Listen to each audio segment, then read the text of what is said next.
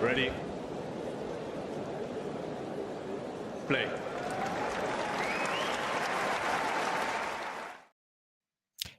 Good evening, good afternoon, good morning, whatever time it is, wherever you are in the world. The tennis world seems to be expanding all the time. So, Blair, I have to address people in all four corners of the globe. How are you doing today anyway, Blair? I am great. Happy to be talking tennis, which is something I don't actually get to do a whole lot of in my normal life. Oh, right. Okay. Yeah. Well, I mean, you were just telling me about two kids, obviously getting closer to Christmas as it is right now. So it's a busy time, even for you during the off season, right? It is just fills up with other sorts of busyness, not so much tennis. But like I said, this was, I'm excited to be talking about one of the best matches I had the chance to see this year. Yeah, right. It wasn't that long ago, of course. It was about, I think, 5 weeks ago, I suppose. So it was kind of pretty much the end of the women's singles season, at least. How fresh is the match and that tournament in general still in your mind, Blair?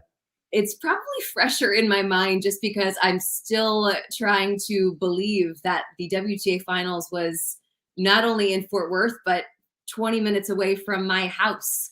When they told me that the WTA finals were coming to Fort Worth, I thought it was a joke. I thought somebody was kidding with me, and I said, haha, good one.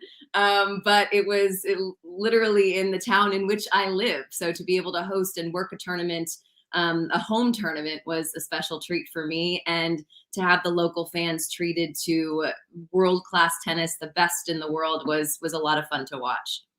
Because, of course, the decision was quite late, if you like. It was in Guadalajara last year. And I think for many people, they expected it to be maybe there again. Although I know we did have obviously the end, we ended up having the 1000 tournament there. So I guess it was a bit of a surprise for everyone, including yourself, right? Yes, and because of that, and there were many challenges in trying to find a spot for it this year, I don't think they had as much time as they would have liked, the WTA, to promote it. And in the Dallas-Fort Worth area, there are a lot of competing events, sports. There's a lot happening here. And so I wish that there was maybe a little longer runway to promote. But the good news is by the time we got to the Garcia Kasatkina match in the week, it was, I believe, on a Thursday or Friday, word had gotten out. The stands were more full. And I will tell you, even from the beginning, even when, listen, on TV, I know it didn't look spectacular in terms of attendance, the fans were really engaged. And by the end of this match, they were on the edge of their seats. So it was fun for all of us. Well, understandably so. I mean, it was a pretty crazy match, not least because of what also went on to occur later in the tournament, if you like. And I mean, basically, it became a shootout between both of these players. I think both had one win and one loss in their first two matches. So now it was a simple shootout for a place in the semifinals, a quarterfinal, if you like. And it certainly lived up to expectation, if not beyond expectation, I would suggest. Yeah, it's funny because, any other tournament is a shootout. Whoever wins moves on. But it's amazing how quickly you get used to the round robin format. You're like, wait a second, this is for all the marbles here. Whoever wins this is going to be in the semifinals. And that player had to play again the next day. So you knew it was going to be a relatively quick turnaround. So again, the stakes were high, and the contrast between styles of play was intriguing going in as well. I think that's a really good point about the very different styles of play. I think we all know, or many of us know, what type of player Garcia is. How would you describe Kasatkina, though? Frustrating for her opponent. You know what I wish I had the time to do was talk to a player, Shelby Rogers, who I've gotten to know, and I still might retroactively reach out to her because she had a couple of losses to Dasha in 2022, and just to see from somebody who's on the court on the other side of the net what it is like to play here. I just think that shot to shot, you feel like you should be doing better than you do against her. She just has a way of putting the ball exactly where she wants it, mixing it up just enough. Her serve is not overpowering. So again, mentally, I would think as a player on the other side of the net, you'd be thinking, okay, I have the tools to get this done. And Dasha actually called herself a goalkeeper before this match. She said, I'm going to have to be the best goalkeeper I can be, because she knew that Garcia was just going to be relentless with that aggressive style of play. But I just think, I think that Dasha's game would be very frustrating to face, because I think mentally you'd be thinking, gosh, I should be able to figure this out. She's not blowing me off the court. Well, I think we're going to see one or two moments, one or two flashpoints, particularly towards the end of the first set, where I think Garcia did grow frustrated, either by her opponent or even by herself. I think it's a great point you make about the contrasting of styles. And what I also thought the match had, and we will get into some of the nitty-gritty moments of the match as well, but what I thought the match had as well was so many twists and turns. You really didn't know which direction you were going in. Just when you thought one player or the other had a foothold into the match, that was wretched away. It wasn't like somebody had a break advantage and it stayed that way until the end of the set, for example. It was just constant breaks of serve. And also games were finishing in such a myriad of different ways. Unforced errors on the forehand, on the backhand, on the volley. Also winners left, right and center as well. Of course, more often than not from the racket of Garcia. But that's what, for me, at least the first probably two sets characterized it. Yeah, absolutely. And it's interesting too. There's the contrast of styles, but that leads itself to some interesting stats. I actually went back and looked at the notes, and I knew these in a general sense going into the match. But so you have, Garcia, who led the tour in aces in 2022. Dasha, not so much. I think she was 49th on the list, which is, of course, much lower than her actual ranking. She's second on tour. Dasha is behind only Sakkari for saving break points. She's ranked number 3 in both percentage of return games won and return points won. So you have this player who's, again, great off the return, facing perhaps one of the best servers. But I also think that Dasha is a good big point player. And she also is a momentum player, because I think she had one of the interesting stats going in was she had won all 29 matches where she'd been up. She'd won the first set that season in this season in 2022. Okay. So again, once she got that first set under her belt, it was easy to think, okay, she's figured it out. She knows how to play these big points, and she's going to get it done in the second. And then, of course, the momentum quickly turned. Exactly. I mean, just talking through the first set, I mean, really, I think that they shared the first two games on serve, but then it was just breaks galore. Kasatkina broke for 2-1. Then it was back on serve because Garcia broke back. Garcia then holds and then breaks again for 4-2. So now you're thinking 4-2 up, it's going to be really big now for Garcia. But of course, then Kasatkina breaks back. We've got a nice roar of delight here and an image that I've got shown up on our screens. It then comes back to 4-all because Kasatkina holds. And now at the end of this first set, we do start to see some frustration from Garcia, as now what she expects should be winners from her are not turning into winners. They're going into tram lines. They're going into the net in particular. She soon loved 40 down on her serve. And I think there's one moment when she does sort of swing the racket, but it doesn't quite make contact with the surface. I mean, she's swinging in frustration. And then I also remember a bit at a change, or I think this is probably at 5-4 down in the first set, where she's almost just like peeling the banana in anger. She's so frustrated. And I remember Pam Shriver as well in the commentary said that her forehand has just disappeared. And it really did seem to be a bit of a melting point for her as Kasatkina won that first set. Yeah, afterward in the press conference, Garcia talked about the fact that in the first set, the accuracy just wasn't there. As you said, it's one of those things I feel like for those of us who play, you have those days where everything feels okay, but everything is just shooting just a bit long, wide, short, low, whatever it is. And so I think that is perhaps where that frustration that we saw from Garcia came from. But again, in the second half of the season, it's what we started to see from her regularly. She's been able to deal better with adversity on court. It's what we saw from her even 5 years ago, which was the last time she was at the WTA finals. The thing that maybe Andy Murray saw that made him think, yeah, he's going to be world number one day, which, hey, listen, that if she does it, that will go down as for sure the most amazing prophetic moment in tennis history, in my opinion. But again, she had shown herself to be able to deal with that adversity. She said she felt it in that first set. Everything was just a little bit off, and then she made an adjustment. For those of you that are watching, by the way, I do urge you to go back onto YouTube and watch this match, because I think in Europe, it was on pretty late at night, so it wasn't quite easy for everyone to see. But I'm telling you now, there's some sensational shots. There's also some errors, like I said, but sometimes for the best matches, you kind of need a bit of drama, and there was certainly plenty of that. I mean, we'll come into the most dramatic moments shortly, but I do have a sort of offshoot question for you, Blair, in that you mentioned Garcia, you mentioned the nature of her game, you mentioned the feel that she needs to have. And I think for anyone who's playing as aggressively as that, the timing, of course, needs to be spot on, especially on the return of serve. What are your thoughts on her game? Can it take her all the way to and when I say all the way, slam victory is what I basically mean, rather than necessarily Andy Murray's number one. Is that feasible for her, for example, next year? I think so. I also thought one thing that was interesting that she said afterward, after playing what I would say was a pretty aggressive first set, she didn't feel like she was aggressive enough. One thing that it is really hard when you have that style of game is to keep it up, to not let up, even when things aren't going 100% your way. And that's why so few people can do it well, because it's very easy to get past a few times. And then we're just talking, I mean, the margins are so small in professional tennis. You start coming in, I don't know, one less time per game, maybe two less times per game.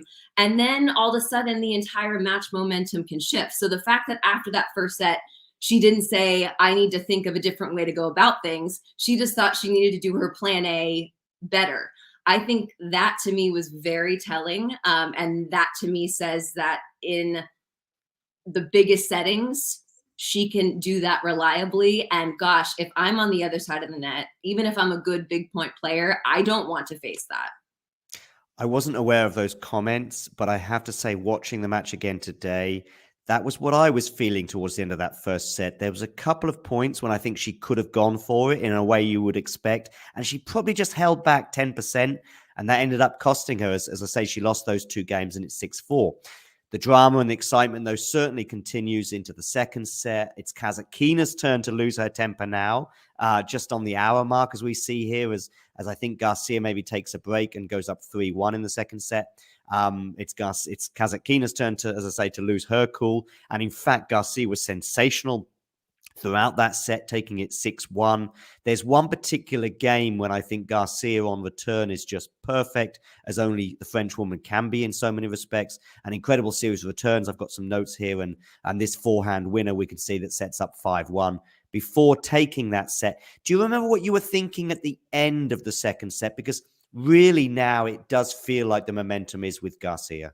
I thought Garcia was going to have a much more straightforward third set. That's what I was thinking. I should have known better. But you could see it. I think when Dasha got broken serving at 1-2 in that second set, she was actually up 40-15, I believe. Oh. I went back and checked that, but she talked about that too. She's like, I was doing fine in that game, and then I just opened the door a crack, and Garcia barged right through. And that's all she needed to get that momentum back on her side. And again, it's easy to look at Garcia's game and think that's going to be the game that comes out on top.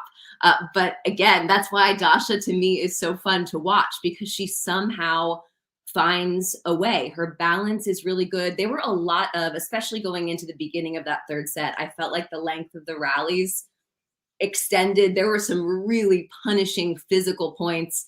Earlier in the week, Sabalenka likened the courts to grass. They were, which I thought was interesting. They were a little bit on the lower bouncing side. Okay. It wasn't skiddy either. There was just maybe a little bit more time, but with that low bounce. So maybe lent itself to slightly longer rallies as far as that's concerned. But yeah, it got that third set was so physical, and Kasatkina was down a break twice. So I kept thinking that I was going to be right about the simplicity of that third set, but boy, was I wrong. Yeah, because I think Garcia breaks for 1-love, and then it's 1-all because of a break back from Kasatkina. And also, by the way, just you mentioning, this is the beginning of the third set, you mentioning the grass comment also just made me think, I mean, maybe I'm jumping to too many conclusions here, but it is a tournament that Swiatek didn't win, and there weren't too many of those tournaments from the spring onwards, really. So I'm just thinking grass. Okay, that's an interesting point, bearing in mind how Swiatek's season didn't end in victory. But listen, back to this match anyway. There were more breaks galore in this third set. As you say, I think Kasatkina did brilliantly to sort of gather herself and gather her thoughts and rest the sort of momentum that Garcia seemed to have. I didn't know that stat, by the way, about Kasatkina winning, but basically, I think every match of this year until this match, having won the first set. So I think that's interesting. Garcia then breaks, but then there's some winners from Kasatkina in this match at 3-all. Sensational, as we can see. I remember there's one point where Kasatkina just runs this ball down, and I'm thinking she's barely going to get there. Never mind get her racket on it, and never mind produce a winner off it. And this is her response to that point. And it was probably, until this point, it was the point of the match, I would say. Then there's another winner down the line, and it's 3-all. And, you know, I'm just thinking, boy, oh boy, the level of tennis now in the third set was probably the highest on both sides of that. It felt like, I don't know statistically, as though the unforced errors were going down, but the level of tennis was particularly high, in my opinion. Yeah, I was literally on the edge of my seat watching this match. And again, people were invested, which you love when the crowd is on the edge of their seat. And I think they were probably riding the same roller coaster that we all were, literally on the sidelines. Is, you know, we kept thinking that Garcia might have had the upper hand. And every time that Dasha was able to break back, and we haven't talked about that one pivotal game, the 9th game of the set yet, but every time she was able to hang in there, I thought, okay, well, maybe this is going to shift the momentum back in Kasatkina's favor. Now that she's, you know, Garcia has had the advantage, she's had her opportunities and hasn't taken them. Okay, well, then maybe that's going to shift it the other way. Tell us about that 9th game, because it was, I think there was six break points that Garcia had to 6. I mean, I hate this expression for so many reasons, especially on a day like by the way, I need to share that screen that I had up earlier, but especially on a day like today, or that particular day when there were so many breaks of serve, but 6 break points. Some people say mini match points. That's the expression that I was referring to. Tell us about that game, because it was nuts in some ways. Yes, I wish I had. I don't know if you happen to know how long that game was in terms of minutes. I wish I remembered. I mean, it was long. 6 break points, and it felt like maybe 1 or 2 game points. So, yeah. I mean, I would imagine 15 minutes plus anyway, which I don't know, when you were there courtside, maybe time disappears. I mean, often it can, even when you're watching on TV, but it was lengthy anyway. Yes, and I even felt too, you mentioned the mini match points, if Garcia was able to convert one of those 6 break points. But I also felt that after we had gotten, 10 minutes plus into the game, that if Dasha was able to win that game, having saved several break points, that it could be sort of a mental match point for her, and she would be able to get it over the line after that. But I just remember it just being so physical. I also remember holding my breath every single time that Dasha served. The serve has a bit of a whiffly quality to it, which can make it deceiving. It can also make it seem like an aggressive player like Caroline could get up. I mean, Caroline is 5'10", she's tall, she's strong, and she was taking serves from so far inside the court. And so, for Dasha, I'm holding my breath, because there just wasn't a whole lot of aggression coming off the start of the point. And so you felt that she was sort of on her heels to start things off. You felt like it was on Caroline's racket.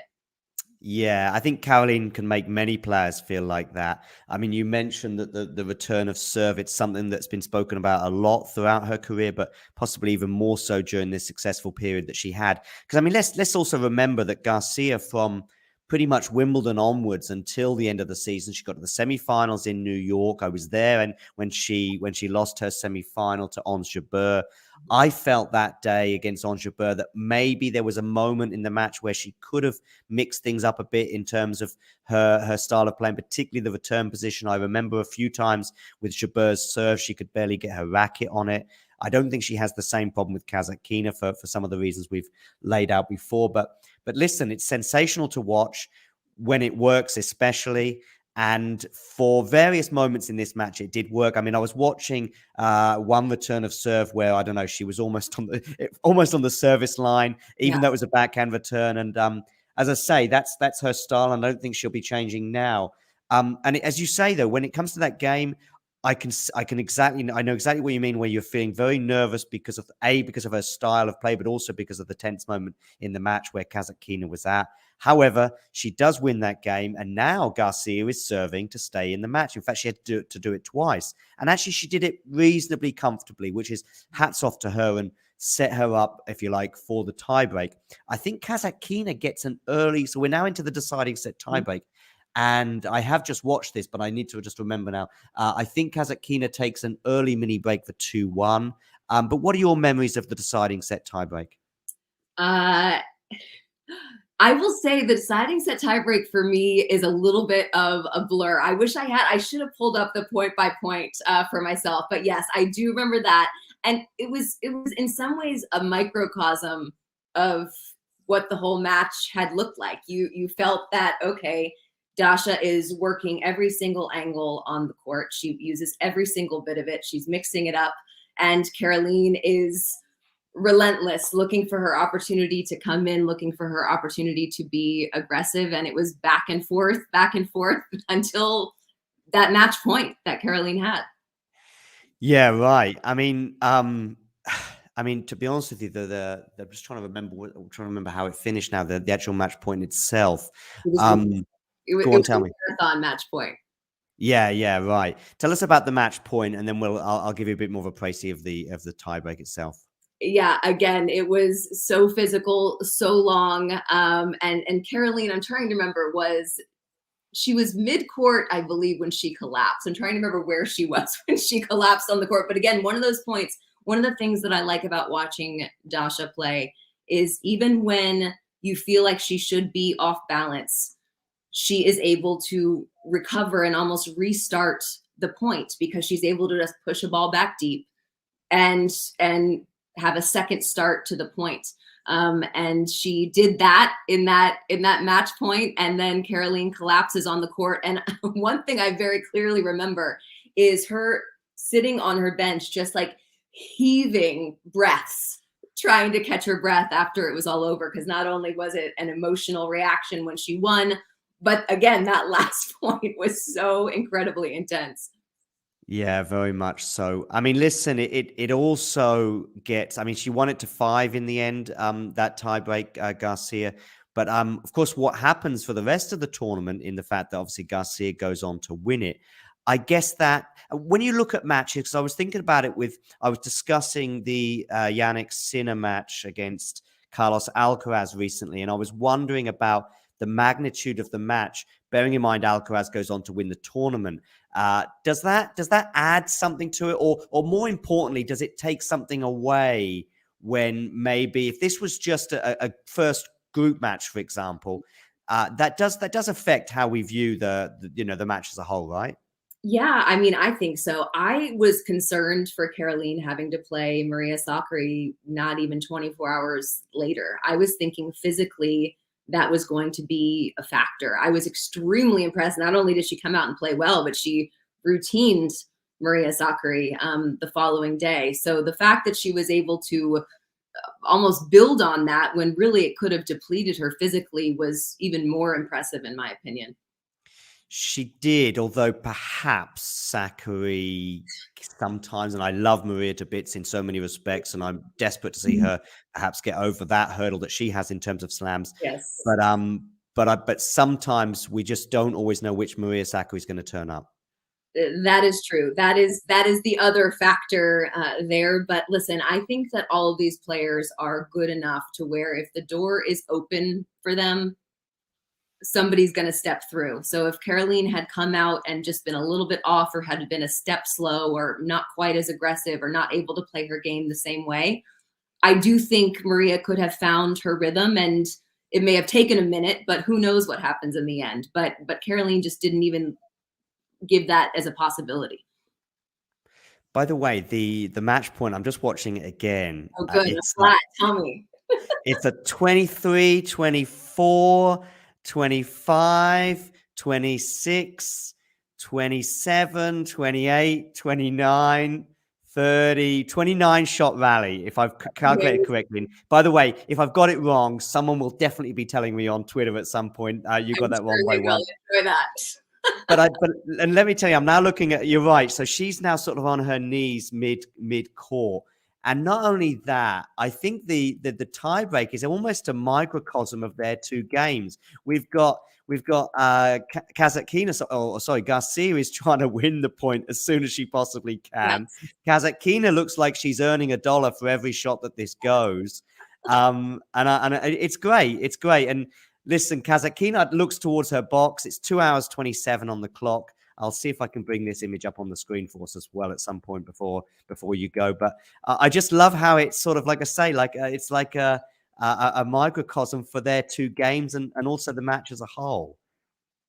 Yeah, it really was. To me, it was a very fitting end. And it's interesting. One of the things that you said got me thinking. Another thing that I found fascinating going into this match, and really going into the tournament, is the fact that Caroline Garcia didn't have a coach there, unless you count her dad, who was, of course, her coach for many years. But she split with her coach, Bertrand Perret, I believe, literally the week before. And Perret came out with some less than flattering quotes about their time. He said, their time together was great, but there were certain things toward the end that he said it's not working for me anymore, and made it sound like it was his choice.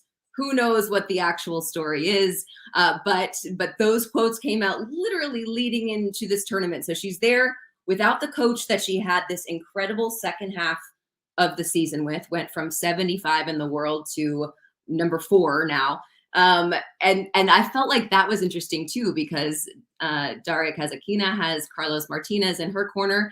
They had some very lengthy chats. I believe it was this match, maybe after the first set, Garcia left the court, and she had a very long sideline chat with Martinez, which is still unusual to watch for me, even though I know we've been doing this for a while now.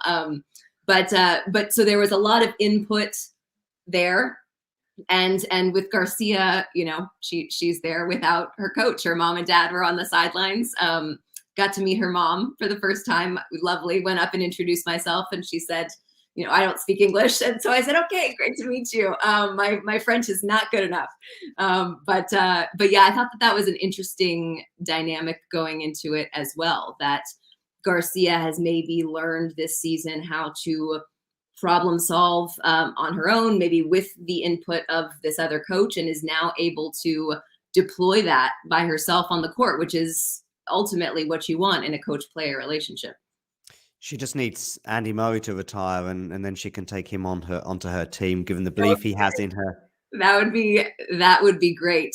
But yeah, to your point, what you said earlier is, sometimes is there room for some micro adjustments, maybe not returning from 3 feet behind the service line if it's not working. I do think that there's some nuance there, and perhaps that will come, and I think that comes with confidence too. But it certainly worked. Plan A worked for Garcia in this match. Yeah, good. Can you see on the screen the image I've got of her in the middle of the court there? Okay, good. Yeah, so, I mean, that's just after the match point. But yeah, okay, that's really some interesting points. We are sort of into the final couple of minutes now, Blair. But listen, the enthusiasm that you have for this match, given that you were courtside, the enthusiasm for me as well, it was reignited today as I rewatched it. It was pretty much almost 2.5 hours, but it was 2.5 hours of gold. It is one of the probably top 2 or 3 women's matches of the year. I think it helps that Garcia, obviously, as you mentioned, she was full of energy. She was fine in the semifinals against Sakkari, as you mentioned. And then she goes into the final, and another player, a little bit like Sakkari in the Sabalenka, sometimes sort of seems to have this sort of mental block. In slams, we see it quite a few times. In semifinals, when perhaps we saw a little bit. She'd obviously beaten Swiatek, and so now we have Garcia against Sabalenka. I thought the final, by the way, funny enough, though, I will say this, I don't think it was a case of Sabalenka not turning up. I thought the quality in the final was pretty high on both sides of the net. I think there was barely a break of serve in both sets, but perhaps that's because everyone was playing, or both players were playing really well. Is that fair? Totally fair. I thought that was a really quality match, and it was maybe an unusual match in, again, the styles of play, because you have Sabalenka, who you know is going to be absolutely clubbing the ball. Again, plan A. She has her plan A. We all know what plan A is. And then you had Garcia, who didn't back down and had to maybe find creative ways to get to the net. Interesting targets as she approached. So yeah, no, it was a quality match. Just a great showcase for women's tennis. Couldn't agree more. And listen, Garcia, I think crowning off what was an excellent sort of 5 or 6 months with her. For her, I remember her beating Swiatek on clay, I think it was, in Poland. She certainly beat Swiatek in Poland anyway. And she had a reasonably good US Open, in probably a little bit disappointing in the semi-final, but she crowned it off here, of course. Oh, she also won a Masters 1000. She just just before the US Open in Canada. Yes, Cincinnati. No, Cincinnati. Yeah, sorry. I often get those two confused. Yeah. So a really good year for her. And do you think, so I said it before, we're coming up now. We're a month away pretty much from the Australian Open. Is she a candidate to win the Australian Open? Ooh, that is a good question. I do think the courts are not the same at the Australian Open as they were in Fort Worth. But the fact that she won titles on all 3 surfaces this summer, yeah, I think bodes well for her ability to adjust. So I say, why not? Why not? Sure. And I hope she brings her cowboy boots. Blair, let's get that clip. Let's get that comment out there. Why not? Why not Caroline Garcia? And we're all here for it. Listen, Blair, I just want to say a big thank you to you for stepping in and providing us some great analysis. You were there, obviously, in Fort Worth, albeit just a few steps away from your house. And it's great to have you talking tennis with us today. This was a pleasure, and I would love to do it again sometime. Thanks, John. Blair, I'm just going to click end recording. But anyway, listen, everyone who else is stopping by, make sure you have a great day. And don't forget to hit that subscribe button and click the like. If you think, why not for Caroline Garcia, make sure you click the like button below. And for the rest of you, make sure you hit the notification bell, and we'll be seeing you soon. If you enjoyed this video, make sure you hit that like button. Don't forget to subscribe and click that notification bell so you don't miss out on all things tennis.